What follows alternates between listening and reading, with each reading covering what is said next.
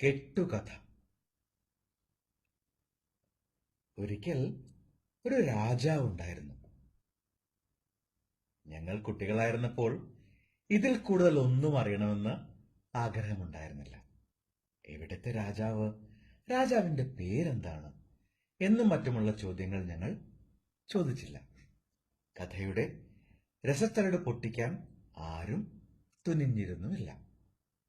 രാജാവിന്റെ പേര് ജനകൻ എന്നാകട്ടെ, ജനമേജയൻ എന്നാകട്ടെ, രാജ്യം കാശിയോ കോസലമോ ആയിക്കൊള്ളട്ടെ, അത് വംഗദേശത്തോ കലിംഗദേശത്തോ ആകട്ടെ, ഇങ്ങനെ ഭൂമിശാസ്ത്രവും ചരിത്രവും സംബന്ധിച്ച തർക്കങ്ങളൊന്നും ഞങ്ങൾക്കില്ലായിരുന്നു. അതെല്ലാം നിസ്സാരം. 7ഉം 8ഉം വയസ്സ് മാത്രം പ്രായമുള്ള ഞങ്ങൾക്ക് ഒരിക്കലൊരു രാജാവുണ്ടായിരുന്നു എന്ന സത്യം മാത്രം കേട്ടാൽ മതി. അതുകൊണ്ട് തൃപ്തിപ്പെടും.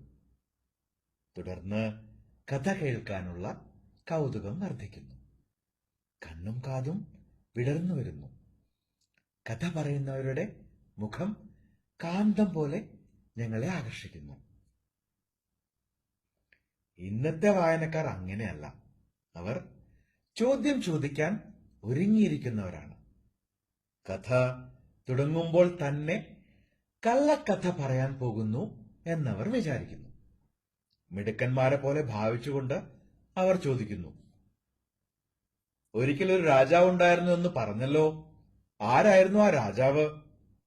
എഴുത്തുകാരനും ഉടനെ ബുദ്ധിമാനായി മാറുന്നു. ഒരു വാദപ്രതിവാദ വിദഗ്ധനെ പോലെ ഞെളിഞ്ഞിരുന്നുകൊണ്ട് അയാൾ പറയുന്നു, ഒരിക്കൽ ഒരു രാജാവ് ഉണ്ടായിരുന്നു. അദ്ദേഹത്തിന്റെ പേര് അജാതശത്രു എന്നാണ്. വായനക്കാരൻ വിടുന്നില്ല. കണ്ണിറുക്കിക്കൊണ്ട് അയാൾ വീണ്ടും ചോദിക്കുന്നു, അജാതശത്രു, ശരി, ഏത് അജാതശത്രു? എഴുത്തുകാരൻ ഗൗരവം വിടാതെ മറുപടി പറയുന്നു, അജാതശത്രുക്കൾ 3 പേരുണ്ടായിരുന്നു. അതിലൊരാൾ ക്രിസ്തു ജനിക്കുന്നതിന് 3000 കൊല്ലങ്ങൾക്ക് മുമ്പാണ് ജനിച്ചത്. 2 കൊല്ലവും 8 മാസവും 7 ദിവസവും ജീവിച്ചിരുന്ന ശേഷം മരണമടഞ്ഞു. അദ്ദേഹത്തെ പറ്റിയുള്ള കൂടുതൽ വിവരങ്ങൾ ഒരു ഗ്രന്ഥത്തിലും കാണാൻ കഴിയുന്നില്ല. അത് സങ്കടകരമായ ഒരു പരമാർത്ഥമാണ്. രണ്ടാമത്തെ അജാതശത്രുവിനെ പറ്റി ചരിത്രകാരന്മാരിൽ പലരും പല വിധത്തിലുള്ള അഭിപ്രായങ്ങളാണ് രേഖപ്പെടുത്തിയിരിക്കുന്നത്. ഇത്രയും പറഞ്ഞിട്ട് കഥാകാരൻ 3ാമത്തെ അജാതശത്രുവിന്റെ അടുത്തേക്ക് നീങ്ങുന്നു. അപ്പോഴേക്ക് വായനക്കാരൻ വിചാരിക്കുകയായി, ഹാ, എന്തൊരു പാണ്ഡിത്യം! ഒരു കഥ കേൾക്കാൻ വന്നിട്ട് എന്തെല്ലാം പുതിയ കാര്യങ്ങൾ മനസ്സിലാക്കാൻ കഴിഞ്ഞിരിക്കുന്നു. ഇങ്ങനെയുള്ള ഒരാളിനെ വിശ്വസിക്കാതിരിക്കുന്നത് ശരിയല്ല. ശരി, കേൾക്കട്ടെ. ഒരിക്കലൊരു രാജാവ് ഉണ്ടായിരുന്നു. പിന്നെ ask me no questions, I tell you no lies. നിങ്ങൾ എന്നോട് ചോദ്യം ചോദിക്കരുത്. അങ്ങനെയാണെങ്കിൽ ഞാൻ അധികം കള്ളം പറയുകയില്ല. കുട്ടികൾക്ക് ആ തത്വം നല്ലതുപോലെ അറിയാം. അതുകൊണ്ട് അവർ ചോദ്യങ്ങളധികം ചോദിക്കുന്നില്ല. കെട്ടുകഥകളിലെ സുന്ദരമായ കള്ളം കൈക്കുഞ്ഞിന്റെ ശരീരം പോലെ കോമളമാണ്, സത്യം പോലെ സരളമാണ്, അരുവി പോലെ നിർമ്മലവുമാണ്. നേരെമറിച്ച് ഇക്കാലത്തെ കള്ളം നല്ല മൂടുപടവും ധരിച്ച് അണിഞ്ഞൊരുങ്ങിയാണ് പുറത്തേക്ക് ഇറങ്ങി വരുന്നത്. എന്നാലും എവിടെയെങ്കിലും ഒരു വിടവ് കണ്ടാൽ വായനക്കാരൻ വിടുകയില്ല. എഴുത്തുകാരന് പിന്നെ നിന്ന് പിഴയ്ക്കാൻ സാധിക്കുകയുമില്ല. കുട്ടിക്കാലത്ത് എല്ലാ വസ്തുക്കളുടെയും ശരിയായ രസം നാം അനുഭവിക്കുന്നു. കഥ കേൾക്കാനിരിക്കുമ്പോൾ നമ്മുടെ ആഗ്രഹം അറിവ് സമ്പാദിക്കണമെന്നല്ല. അതുകൊണ്ട് കഥയുടെ ഏതു ഭാഗവും നമുക്ക് നല്ലപോലെ രസിക്കുന്നു. കുട്ടികളുടെ മനസ്സ് ആകാശം പോലെ തുറന്നു കിടക്കുന്നതാണ്. നേരെ മറിച്ച് മുതിർന്ന ആളുകൾക്ക് ധാരാളം കഥകൾ കേൾക്കണം. അതിലെല്ലാം അനാവശ്യമായ പല കാര്യങ്ങളും ഉണ്ടായിരിക്കുകയും വേണം. എന്നിട്ടും ഒടുവിൽ ചെന്ന് നിൽക്കുന്നത് ഒരിക്കലൊരു രാജാവ് ഉണ്ടായിരുന്നു എന്നുള്ള സത്യത്തിൽ മാത്രമാണ്. ഒരു ദിവസം സന്ധ്യയ്ക്ക് ഭയങ്കരമായ ഒരു കാറ്റും മഴയും തുടങ്ങിയത് എനിക്ക് നല്ലപോലെ ഓർമ്മയുണ്ട്. കൽക്കത്ത പട്ടണം മുഴുവൻ വെള്ളത്തിൽ മുങ്ങിപ്പോയതുപോലെ തോന്നി. ഞങ്ങളുടെ റോഡിലും മുട്ടോളം വെള്ളം. ഈ പെരുമഴയത്ത് ട്യൂഷൻ മാസ്റ്റർ വരാതിരിക്കട്ടെ എന്ന് ഞാൻ ആഗ്രഹിച്ചുകൊണ്ടിരിക്കുകയായിരുന്നു. അദ്ദേഹം വരേണ്ട സമയമായി. ഞാൻ വരാന്തയുടെ അറ്റത്ത് കിടന്ന ഒരു സ്റ്റൂളിൽ ചെന്നിരുന്ന് ഭയാശങ്കകളോടെ വഴിയിലേക്ക് നോക്കി. മഴ അല്പം തോരാൻ പോകുന്ന ലക്ഷണം കണ്ടാൽ ഉടൻ പ്രാർത്ഥിക്കുകയായി. ദൈവമേ, മഴ തോരാതിരിക്കണേ. 8 മണിവരെയെങ്കിലും മഴ നല്ലതുപോലെ പെയ്യിക്കണേ. മടിയനായ ഒരു കുട്ടിയെ അവന്റെ ട്യൂഷൻ മാസ്റ്റർ പിടിയിൽ നിന്നും രക്ഷപ്പെടുത്തുക എന്നതല്ലാതെ മഴയ്ക്ക് വേറെ ജോലിയൊന്നുമില്ല എന്ന മട്ടിലായിരുന്നു എന്റെ വിചാരം. പണ്ടൊരു യക്ഷനും ഇങ്ങനെ വിചാരിച്ചിട്ടുണ്ട്. ഏതോ കുറ്റം ചെയ്തതിന് അയാളെ രാജ്യത്തിൽ നിന്നും നാട് കടത്തി. അളകാപുരിയിൽ താമസിക്കുന്ന തന്റെ ഭാര്യയുടെ അടുത്ത് ഒരു സന്ദേശം എത്തിച്ചു കൊടുക്കണം. മഴക്കാലം തുടങ്ങുന്നതിന് മുമ്പ് മേഘത്തിന് വലിയ ജോലിയൊന്നുമില്ല. അതുകൊണ്ട് രാമഗിരിയിൽ നിന്ന് ഒരു സന്ദേശവും കൊടുത്ത് മേഘത്തിനെ തന്നെ ഭാര്യയുടെ വീട്ടിലേക്ക് അയച്ചു കളയാം എന്ന് ആ യക്ഷൻ തീർച്ചപ്പെടുത്തി. അളകാപുരിയിലേക്കുള്ള യാത്രയും പ്രയാസമുള്ള ഒന്നല്ല. രാമഗിരിയിൽ നിന്നും പറന്ന് മേലോട്ടൊന്ന് പൊങ്ങിയാൽ മതി. അത് മേഘത്തിന് പ്രയാസമുള്ള കാര്യവുമല്ല. എന്റെ പ്രാർത്ഥനയുടെ ഫലമായിട്ടാണോ അല്ലയോ എന്ന് നിശ്ചയമില്ല. മഴ ഏതായാലും മാറാതെ പെയ്തുകൊണ്ടിരുന്നു. എന്നിട്ടും ട്യൂഷൻ മാസ്റ്റർ വിട്ടില്ല. കാറ്റും മഴയുമൊന്നും അദ്ദേഹത്തിന് സാരമില്ല. സമയമാപ്പോൾ കാണാം. ഇടവഴിയുടെ അങ്ങേയറ്റത്ത് കൂടി പരിചയമുള്ള ആ ശീലക്കുട താണും പൊങ്ങിയും ഇങ്ങോട്ട് നീങ്ങി നീങ്ങി വരുന്നു. എന്റെ സർവനാഡികളും സ്തംഭിച്ചുപോയി. നെഞ്ചെടുപ്പ് നിലച്ചതുപോലെ തോന്നി. പരപീഡനം ചെയ്ത പാപത്തിന് ശിക്ഷയുണ്ടെങ്കിൽ അടുത്ത ജന്മം എന്റെ മാസ്റ്റർ ഞാനായി ജനിക്കും. ഞാൻ മാസ്റ്ററായും ജനിക്കും. പക്ഷേ ഒരു തകരാറുണ്ട്. മാസ്റ്ററുടെ മാസ്റ്ററായി ജനിച്ചാൽ അധികകാലം എനിക്ക് ജീവിച്ചിരിക്കാൻ സാധിക്കില്ല. അതുകൊണ്ട് തൽക്കാലം അത് വേണ്ടെന്ന് തന്നെ വെച്ചേക്കാം. ഇടവഴിയിൽ കൂടി കുട ഇങ്ങോട്ട് നീങ്ങുന്നത് കണ്ടയുടനെ ഞാൻ വരാന്തയിൽ നിന്ന് എഴുന്നേറ്റ് നാലുകെട്ടിലേക്ക് ഓട്ടം. അമ്മ അവിടെ മുത്തശ്ശിയുമായി ചീട്ട് കളിച്ചുകൊണ്ടിരിക്കുകയായിരുന്നു. വിളക്ക് മങ്ങി മങ്ങി കത്തുന്നു. അവരുടെ അടുത്ത് ചെന്ന് ഞാൻ തറയിൽ കമിഴ്ന്നു കിടന്നു. അമ്മ ചോദിച്ചു, എന്താടാ നീ ഇങ്ങനെ ഒന്ന് തറയിൽ കിടക്കുന്നതാ? മുഖം വെറുപ്പിച്ചുകൊണ്ട് ഞാൻ മറുപടി പറഞ്ഞു, എനിക്ക് സുഖമില്ല. ഞാൻ ഇന്ന് മാസ്റ്ററുടെ അടുത്ത് പഠിക്കാൻ പോകുന്നില്ല. പ്രായമാകാത്ത കുട്ടികൾ ആരും ഈ കഥ വായിക്കരുതെന്ന് ഞാൻ ആഗ്രഹിക്കുന്നു. പാഠപുസ്തകങ്ങളിൽ ഈ ഭാഗം എടുത്തു ചേർക്കരുതെന്നും ഞാൻ അപേക്ഷിക്കുന്നു. എന്തെന്നാൽ ഞാൻ ചെയ്തത് തെറ്റാണെന്ന് എനിക്ക് നല്ലതുപോലെ അറിയാം. അതിനുള്ള ശിക്ഷ എനിക്ക് കിട്ടിയില്ല എന്നു മാത്രമല്ല, എന്റെ ആഗ്രഹം സാധിക്കുകയും ചെയ്തു. അമ്മ എന്നോട് വേറൊന്നും ചോദിക്കാതെ വേലക്കാരനോട് പറഞ്ഞു, എടാ മാസ്റ്ററോട് ചെന്ന് പറയൂ, രവിക്ക് നല്ല സുഖമില്ല, അവനെ ഒന്ന് പഠിപ്പിക്കണ്ട എന്ന്. അമ്മയും മുത്തശ്ശിയും ചീട്ടുകളിയിൽ മുഴുകിയിരിക്കുകയാണ്. മകന്റെ അസുഖത്തെപ്പറ്റി അമ്മ ഒന്നും പിന്നീട് ചോദിച്ചില്ല. സുഖക്കേടിന്റെ പൊള്ളത്തരമോർത്ത് ഉള്ളാലെ അവർ ചിരിക്കുകയായിരിക്കും. എനിക്കും സന്തോഷമായി. ഒരു തലയണയിൽ മുഖമർത്തി വെച്ച് ഞാൻ കുടുകുടാ ചിരിച്ചു. ഇങ്ങനെയുള്ള രോഗങ്ങൾ വളരെ നേരം സൂക്ഷിച്ചു വയ്ക്കാൻ രോഗികൾക്ക് പ്രയാസമാണെന്നുള്ള കാര്യം എല്ലാവർക്കും അറിയാവുന്നതാണല്ലോ. 2 നിമിഷം കഴിഞ്ഞതിന് മുമ്പ് സുഖക്കേട് മാറി എഴുന്നേറ്റ് ഞാൻ മുത്തശ്ശിയെ ചെന്ന് പിടികൂടി. അവരോട് ഒരു കഥ പറഞ്ഞു തരണമെന്ന് ആവശ്യപ്പെട്ടു. 2-3 തവണ പറഞ്ഞിട്ടും ആരും കേട്ട ലക്ഷണം കാണിച്ചില്ല.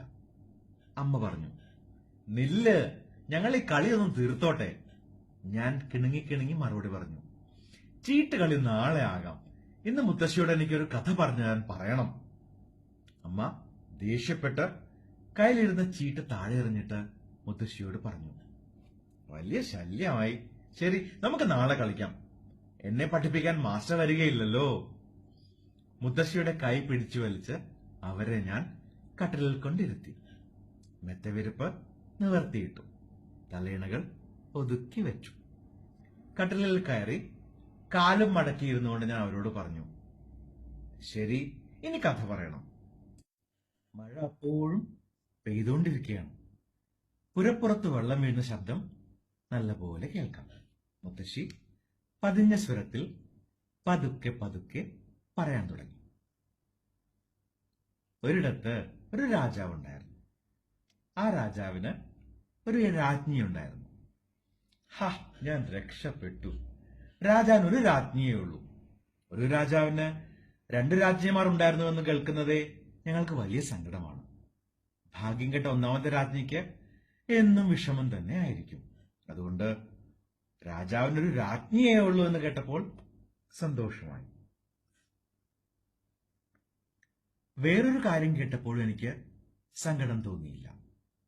പുത്രസന്താനമില്ലാതെ ദുഃഖം പൂണ്ട രാജാവ് തപസ് ചെയ്യുന്നതിന് വനത്തിലേക്ക് പോയി.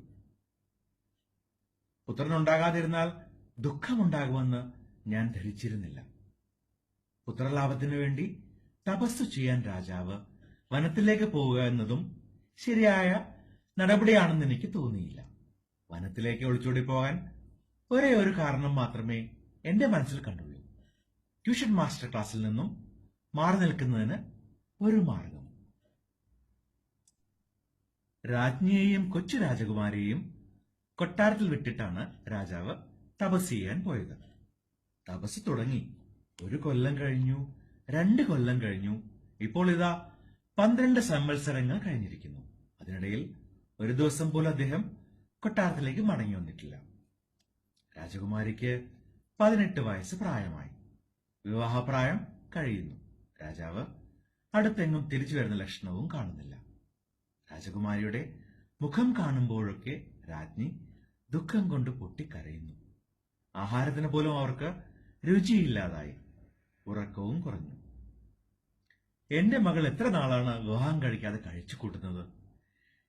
ഇങ്ങനെ ഒരു തലവെഴുത്ത് വരാൻ എന്ത് മഹാഭാവമാണ് ഈശ്വര ഞാൻ ചെയ്തത് എന്ന് രാജ്ഞി കൂടെ കൂടെ വിചാരിക്കും. ഒരു ദിവസം ധൈര്യത്തോടെ രാജാവിന്റെ അടുത്തവർ ഒരു ദൂതനെ പറഞ്ഞയച്ചു. വേറൊന്നും വേണ്ട, ഒരു ദിവസം അദ്ദേഹം കൊട്ടാരത്തിൽ ഒന്ന് വന്നിട്ട് പോയാൽ മതി. ശരി, വരാം എന്ന് രാജാവ് സമ്മതിച്ചു. രാജ്ഞി അന്ന് സ്വന്തം കൈകൊണ്ട് തന്നെ 64 വിഭവങ്ങൾ രാജാവിന്റെ അമൃതത്തിന് വേണ്ടി തയ്യാറാക്കി. എല്ലാം ഏറ്റവും രുചികരമായ പദാർത്ഥങ്ങൾ. തിന്നാനുള്ള സാധനങ്ങൾ സ്വർണത്തളികകളിൽ നിരത്തി വെച്ചു. വെള്ളിക്കിണ്ണങ്ങളിൽ കുടിക്കാനുള്ളവ നിറച്ചു വെച്ചു. ചന്ദനം കൊണ്ട് തീർത്ത ഒരു പീഠം രാജാവിനിരിക്കാൻ തയ്യാറാക്കി. രാജാവ് എഴുന്നള്ളി. രാമറ്റ വിശറി വീശിക്കൊണ്ട് രാജകുമാരി അടുത്തു തന്നെ നിന്നു. 12 വർഷം കഴിഞ്ഞിട്ടാണ് രാജാവ് കൊട്ടാരത്തിൽ മടങ്ങി വരുന്നത്. രാജകുമാരി തന്റെ സൗന്ദര്യത്തിന്റെ പ്രകാശം 4 ഭാഗത്തും പരത്തിക്കൊണ്ട് കയ്യിൽ വിശറിയുമായി അങ്ങനെ നിൽക്കുന്നു. അമൃതത്തിനിരുന്ന രാജാവ് രാജകുമാരിയുടെ മുഖത്ത് നോക്കിക്കൊണ്ട് അല്പനേരം ആ പീഠത്തിൽ തന്നെ ഇരുന്നു. ആഹാരം കഴിക്കാൻ അദ്ദേഹത്തിന് തോന്നിയില്ല. രാജ്ഞിയുടെ നേരെ തിരിഞ്ഞു ചോദിച്ചു, പ്രിയേ, സുവർണ പ്രഭവിച്ചു നിൽക്കുന്ന ഈ കൊച്ചു ലക്ഷ്മി ദേവി ആരാണ്? ആരുടെ മകൾ? രാജ്ഞി നെറ്റിത്തടത്തിൽ കൈകൊണ്ടടിച്ചുകൊണ്ട് പറഞ്ഞു, ശിവ ശിവ, എന്റെ തലയിലെഴുത്തിന്റെ ശക്തി, ഇവളെ അങ്ങേക്ക് അറിഞ്ഞുകൂടുന്നു. അങ്ങയുടെ പുത്രിയല്ലേ നിൽക്കുന്നത്? രാജാവ് ആശ്ചര്യഭരിതനായിട്ട് ചോദിച്ചു. എന്റെ പുത്രി? ആ കൊച്ചുമോൾ ഇത്രയ്ക്ക് വളർന്നു കഴിഞ്ഞോ? രാജ്ഞി ദീർഘശ്വാസം വിട്ടുകൊണ്ട് പറഞ്ഞു, എന്താ വളർന്നുകൂടെയോ? അങ്ങ് ഇവിടെ നിന്നും പോയിട്ടിപ്പോൾ 12 വർഷങ്ങൾ കഴിഞ്ഞിരിക്കുന്നു. രാജാവ് ചോദിച്ചു, കുമാരിയുടെ വിവാഹം ഒന്നും കഴിഞ്ഞില്ലേ? രാജ്ഞി പറഞ്ഞു, അങ്ങ് രാജധാനിയിൽ വരാറില്ല. പിന്നെ ആരാണ് ഇവളുടെ വിവാഹം ആലോചിക്കുകയും നടത്തുകയും ചെയ്യുന്നത്?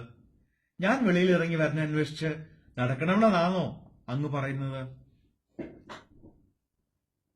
രാജ്ഞിയുടെ മറുപടി കേട്ട് രാജാവ് ഏറ്റവും അസ്വസ്ഥനായി. അദ്ദേഹം പറഞ്ഞു, ശരി, നാളെ കാലത്ത് എഴുന്നേൽക്കുമ്പോൾ കൊട്ടാരവാതിൽക്കൽ ആരുടെ മുഖമാണോ ആദ്യമായി ഞാൻ കാണുന്നത് അവന് രാജകുമാരി വിവാഹം ചെയ്തു കൊടുക്കും. രാജാവ് ആഹാരം കഴിക്കാൻ തുടങ്ങി. രാജകുമാരി വീശിക്കൊണ്ടു നിന്നു.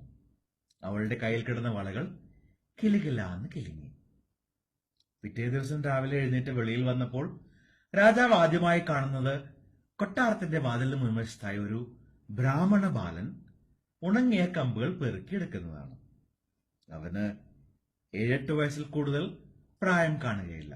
എങ്കിലും അദ്ദേഹം നിശ്ചയിച്ചു, ഇവന്റെ കൂടെ തന്നെ ഞാൻ രാജകുമാരിയെ പറഞ്ഞയക്കും. രാജാജ്ഞ ലംഘിക്കാൻ ആർക്കും കഴിയുകയില്ലല്ലോ. അതിസുന്ദരിയായ രാജകുമാരിയെ ആ ബ്രാഹ്മണ ബാലന് അന്ന് തന്നെ വിവാഹം ചെയ്തു കൊടുത്തു. കഥ ഇത്രയുമായപ്പോൾ ഞാൻ ഒന്നുകൂടി മുത്തശ്ശിയുടെ അടുത്തേക്ക് നീങ്ങിയിരുന്നു. അവരുടെ മുഖം പിടിച്ച് എന്റെ മുഖത്തിന് നേരെ വെച്ചുകൊണ്ട് ചോദിച്ചു, പിന്നെ 7 വയസ്സുള്ള ആ ബ്രാഹ്മണ ബാലൻ താനായിരുന്നെങ്കിലെന്ന് ഞാൻ മനസ്സിൽ വിചാരിച്ചു. മഴ അപ്പോഴും പെയ്തുകൊണ്ടിരിക്കുകയാണ്. അടുത്തിരുന്ന വിളക്ക് മങ്ങി മങ്ങി കെടാറായി. മുത്തശ്ശി എന്റെ അടുത്തോട്ട് കുനിഞ്ഞിരുന്ന് കഥ തുടർന്നു. ഞാൻ ഏറ്റവും ശ്രദ്ധയോടെ കേട്ടുകൊണ്ടിരുന്നു. കാലത്ത് കൊട്ടാരവാതിൽക്കൽ നിന്ന് ഞാൻ വിറക് വെറുക്കുകയായിരുന്നു. അവിടെ രാജാവ് വന്നു ചേർന്നു. അദ്ദേഹം പെട്ടെന്ന് തന്നെ കൊട്ടാരത്തിലേക്ക് വിളിച്ചുകൊണ്ടുപോയി. അവിടെ ഒരു വിവാഹ മണ്ഡപം ഭംഗിയായി ഒരുക്കിയിരുന്നു. എന്നെ മണ്ഡപത്തിലിരുത്തി. എന്റെ ഇടതുഭാഗത്തായി അതിസുന്ദരിയായ ഒരു രാജകുമാരിയും ഇരുന്നു. ഞങ്ങൾ രണ്ടുപേരും അങ്ങോട്ടും ഇങ്ങോട്ടും കഴുത്തിൽ മാലകളിട്ടു. രാജകുമാരിയുടെ നെറ്റിയിലും നെറുകയിലും കുങ്കുമം തൊട്ടിരുന്നു. കാതിൽ കല്ലുവെച്ച കമ്മൽ, കഴുത്തിൽ വജ്രമാല, കൈകൾ രണ്ടിലും കിലുങ്ങുന്ന വളകൾ, അരയിൽ ഒഡ്യാണം, ചെമ്പഞ്ഞിച്ചാറ് പുരട്ടി ചുവപ്പിച്ച കാലുകളിൽ ചിലമ്പുകൾ. ഇതെല്ലാം ഉൾക്കണ്ണുകൊണ്ട് കണ്ട് ഞാൻ സന്തോഷിച്ചു. ഒരു എഴുത്തുകാരിയായി ജനിച്ച് ഇന്നത്തെ പണ്ഡിതന്മാരുടെ അടുത്ത് ഈ കഥ പറയാൻ തുടങ്ങിയിരുന്നെങ്കിൽ 1000 ചോദ്യങ്ങൾക്ക് അവർ ഉത്തരം പറയേണ്ടി വരുമായിരുന്നു. എന്തിനാണ് രാജാവ് 12 കൊല്ലം വനത്തിൽ താമസിച്ചത്? ഇതാണ് ആദ്യത്തെ ചോദ്യം. എന്തുകൊണ്ടാണ് രാജകുമാരിയുടെ വിവാഹം നടക്കാതിരുന്നത്? വായനക്കാരെല്ലാവരും കൂടെ ഒന്നിച്ചു പറയും, ഇതൊക്കെ നടക്കാത്ത കെട്ടുകഥ. അതിൽ നിന്നും മുത്തശ്ശി വല്ല വിധത്തിലും ജയിച്ചെന്നാൽ പിന്നീട് രാജകുമാരിയുടെ വിവാഹത്തെ പറ്റിയായിരിക്കും വഴക്ക്. അതൊരിക്കലും സംഭവിക്കുന്നതല്ല. അതിസുന്ദരിയും യുവതിയുമായ ഒരു രാജകുമാരിയെ 7 വയസ്സ് പ്രായമുള്ള ദരിദ്രനായ ഒരു ബ്രാഹ്മണ ബാലന് വിവാഹം ചെയ്തു കൊടുക്കുക, ഇതൊരിക്കലും നടക്കുന്നതല്ല. മാത്രമല്ല, നാട്ടിൽ നടപ്പിലിരിക്കുന്ന ആചാരങ്ങളെയും നിയമങ്ങളെയും ലംഘിക്കുന്നതിന് ഈ എഴുത്തുകാരെ മനഃപൂർവ്വം പ്രേരണ നൽകുകയാണ്. ഇതൊക്കെയായിരിക്കും ആക്ഷേപങ്ങൾ. ഇപ്പോഴത്തെ വായനക്കാർ കുട്ടികളല്ല, അവർ മുത്തശ്ശിയുടെ ചെറുമക്കളുമല്ല. ചെറുമക്കളായിരുന്നെങ്കിൽ മിണ്ടാതെ ഇരുന്ന് കഥ മുഴുവൻ കേൾക്കുമായിരുന്നു. ഇന്നത്തെ വായനക്കാർ ഈ കഥ നടക്കാത്ത രീതിയിലുള്ള ഒന്നാണെന്ന് ആക്ഷേപിച്ചുകൊണ്ട് പത്രത്തിൽ എഴുതും. വേണ്ടാത്ത കോലാഹലമെല്ലാം ഉണ്ടാക്കും. അതുകൊണ്ട് മുത്തശ്ശിയായി തന്നെ അടുത്ത ജന്മവും ജനിക്കണമെന്നും ഇന്നത്തെ ഭാഗ്യം കണ്ട ചെറുമക്കളെ പോലെ ആകരുതെന്നും ഞാൻ പ്രാർത്ഥിക്കുന്നു. ഏറ്റവും കൗതുകത്തോടെ അടുത്തിരുന്ന് കഥയുടെ രസം നുണച്ചിറക്കിക്കൊണ്ട് വീണ്ടും ഞാൻ മുത്തശ്ശിയോട് ചോദിച്ചു, പിന്നെ മുത്തശ്ശി പറഞ്ഞു, വിവാഹത്തിന് ശേഷം രാജകുമാരി ആ ബ്രാഹ്മണ ബാലനുമായി കൊട്ടാരത്തിൽ നിന്നും പോയി. ആർക്കും കണ്ടുപിടിക്കാനാവാത്ത വിധം വളരെ ദൂരത്തുള്ള ഒരു നാട്ടിലെത്തി. അവിടെ ഒരു വലിയ മാളിക പണിയിച്ചവർ താമസം തുടങ്ങി. സാധുവായ ബ്രാഹ്മണ ബാലനെ പഠിപ്പിച്ച് വലിയവനാക്കി തീർക്കണം, അതായിരുന്നു രാജകുമാരിയുടെ ആഗ്രഹം. ഞാൻ ഒന്നുകൂടി നീങ്ങി മുത്തശ്ശിയോട് അടുത്തിരുന്നു. എന്നിട്ട് ആ ബ്രാഹ്മണ ബാലൻ പുസ്തകസഞ്ചിയും തൂക്കിക്കൊണ്ട് ദിവസവും സ്കൂളിലേക്ക് പോയി. അധ്യാപകന്മാരിൽ നിന്നും പല കാര്യങ്ങളും മനസ്സിലാക്കി. 4-5 കൊല്ലം അങ്ങനെ കഴിഞ്ഞു. ബാലൻ വളർന്നു. കുറെ കഴിഞ്ഞപ്പോൾ കൂട്ടുകാരായ കുട്ടികൾ അവനോട് ചോദിക്കാൻ തുടങ്ങി, കുട്ടി, നിന്റെ കൂടെ ആ 7 നില മളിമാളികയിൽ താമസിക്കുന്ന സുന്ദരി ആരാണ്? അവന് ശരിയായ ഉത്തരം പറയാൻ കഴിഞ്ഞില്ല. പഴയ കാര്യങ്ങൾ അവൻ കുറേശ്ശെ ഓർമ്മിക്കാൻ ശ്രമിച്ചു. ഒരു ദിവസം അവൻ കാലത്ത് കൊട്ടാരവാതിൽക്കൽ വിറക് പെറുക്കിക്കൊണ്ട് നിൽക്കുകയായിരുന്നു. എന്തോ കാരണവശാൽ അന്ന് വിറക് അധികം പെറുക്കിക്കൂട്ടാൻ കഴിഞ്ഞില്ല. അതിനിടയിൽ രാജാവ് അവിടെ എഴുന്നള്ളി. പിന്നീട് എന്തൊക്കെയാണ് നടന്നതെന്ന് അവനിപ്പോൾ ഓർമ്മയില്ല. 5-6 കൊല്ലം വീണ്ടും കഴിഞ്ഞുകൂടി. പഠിത്തം ഉറക്കെ നടക്കുകയാണ്.